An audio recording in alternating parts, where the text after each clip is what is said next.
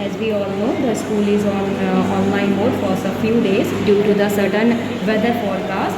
So we will opt for some days we will opt for the online classes, and today is your first class of in a online mode, and we are going to start the new chapter of history, that is the chapter number 3, the Delhi Sultanate. In this chapter we are going to talk about some of the dynasties which we have seen rises after the time period of the Rajputs in a Delhi.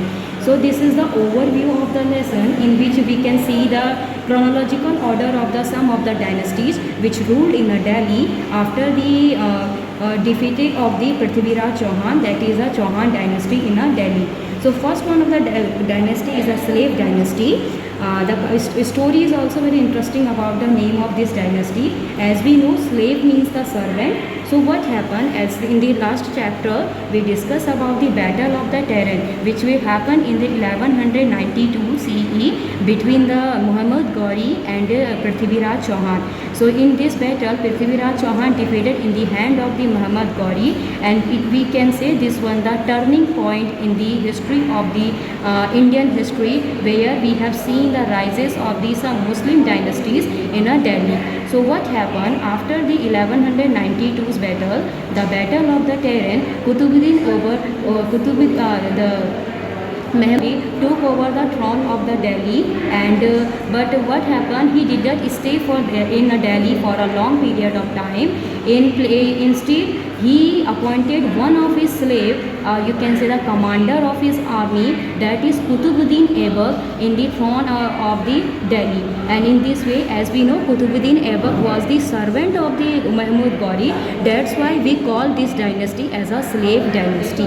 So let's talk about in a detail about the slave dynasty. The total time period of the slave dynasty was 1206 to 1290 CE, and the founder of this dynasty was Qutbuddin Aibak, which was the commander of the Mahmud Ghori, and later Mahmud Ghori appointed him as a chief of Delhi dynasty. After conquering the Delhi Sultanate, he conquered some of the areas like Ajmer, Jhansi, Delhi and Meerut, and expand his areas there. He was also he was a great administrator, and as well as a patron of the art and literature. Patrons means the lover of the art and literature, and as well as he was a philanthropist. Philanthropist means we can say the person who is very keen to do the welfare work for the society, and that's why he got a title as a Lakh Baksh. Lakh Baksh means the kind-hearted person who donated a lot of amount. He also, as we know, he was a lover of the art, so he took his interest to construct lots of historical buildings and monuments in Delhi, and Adai Din Ka Jhopra in Ajmer. And later on, when he was constructing the minar of that is known as Qutub Minar, and after constructing the only 2 floor of that minar, he suddenly got died while he was playing the game of polo. So after the death of Iltutmish, the next successor of Iltutmish was Qutbuddin Aibak was Iltutmish, who was also a kind of servant of Qutbuddin Aibak, and after the death of Qutbuddin Aibak, he took over the throne of Delhi, and as soon as he took over the throne of Delhi, he faced a lot of rebels against the nobles who were not ready to accept him as their king. And he also faced outsider attacks like the Mongols, and who were the warrior tribes of the Central Asia, and also defeated the Rajput rulers of Ujjain and Ranthambore, and finally he defeated the Nasiruddin and captured the governor and captured the areas of Multan. After the death of the Iltutmish, we saw a turning point in the Delhi Sultanate, and that was after the time period of Razia Sultana. Razia Sultana was the daughter of the Iltutmish, who happened to be a woman, but she was the first woman who conquered the throne of Delhi, and it was a turning point in the history. And Razia Sultana, as we know, she was a good commander and a true successor of the Delhi throne. But Iltutmish also had a son, but they were not capable enough to hold the responsibility of the Delhi. That's why he gave this responsibility to his daughter, that is Razia Sultana. Iltutmish had a lot of sons, but what happened? They were not capable enough to hold the responsibility.